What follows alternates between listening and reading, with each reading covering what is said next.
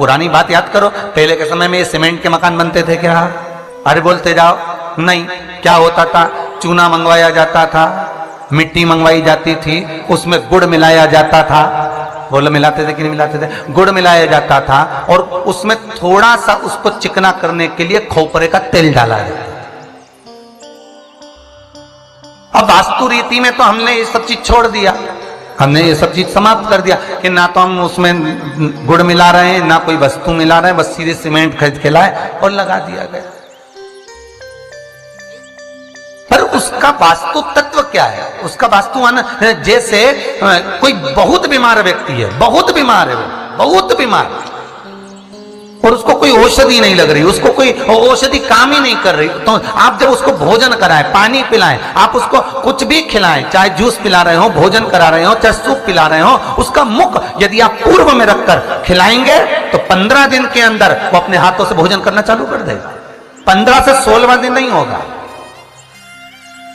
पर यदि आप उसको उत्तर का मुख रखकर, आप उसको पश्चिम का मुख रखकर बीमार व्यक्ति को अगर भोजन कराएंगे, दक्षिण का मुख रखकर भोजन कराएंगे, तो उसको औषधि लगने में बहुत समय लगता है महाराज। औषधि इसको 15 दिन बहुत हो गए, बहुत।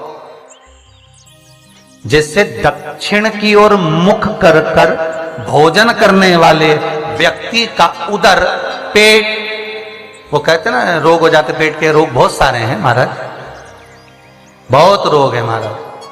पेट से जुड़ा हुआ कब्ज का भी रेबे, गैस का भी रेबे, और ना जाने जाने कितनी कितनी बीमारियां उसके अंतर्गत हो जाती हैं। तो ये सारे रोग कैसे होते हैं? दक्षिण में बैठकर अगर आप मुख कर कर भोजन कर रहे हो तो पेट से जुड़ा हुआ रोग कभी जिंदगी में समाप्त नहीं हो सकता। 50 गोली खा लो, 50 ऑपरेशन करा लो, 50 तरह के डॉक्टर को दिखा, मतलब यह पक्का है कि आप दक्षिण की ओर बैठकर, दक्षिण की ओर मुख कर कर आप भोजन ग्रहण कर रहे हो तो आपको वो दुख तो ग्रहण करना ही पड़ेगा, वो दुख तो आपको झेलना ही पड़ेगा।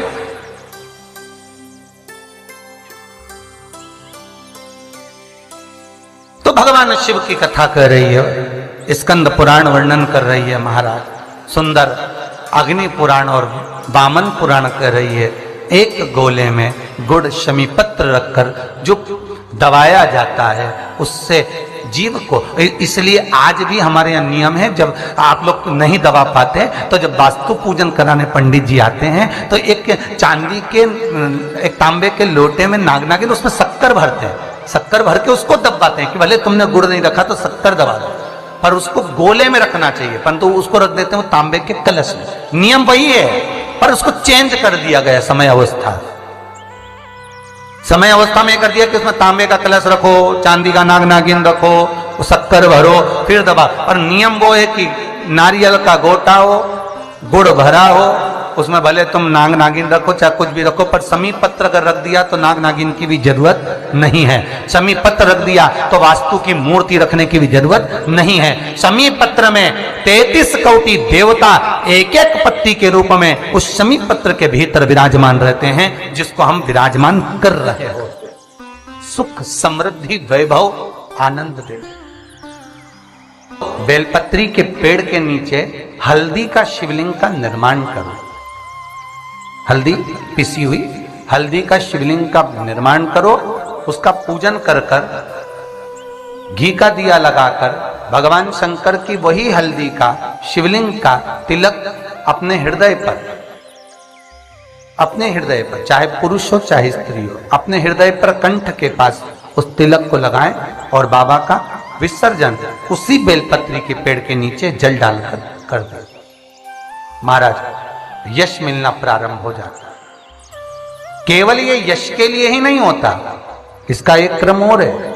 मान लो आप किसी मीटिंग में बैठे हो, किसी अच्छी जगह पर बैठे हो, किसी कंपनी के इंटरव्यू में बैठे हुए हो, कोई कंपनी आपके कॉलेज में आई है और आप उसमें सिलेक्ट नहीं हो रहे, तो उसके लिए भी ये कार्य पूर्ण है, उसके लिए। और ये कहां पर भी काम आता है महाराज। मान लो आप किसी कार्य के लिए जा रहे हो और वो कार्य बहुत जरूरी है कि इस व्यक्ति से मुझे ये पैसे निकलवाना है, इस व्यक्ति से मुझे ये काम निकलवाना है, और वो व्यक्ति बहुत दिन से हाथ में आ ही नहीं रहा, तो उसके लिए भी ये कार्य किया जाए। अर्थात कीर्ति, शुद्ध शुद्ध हो, पवित्र हो और यश की प्राप्ति। हल्दी कलश।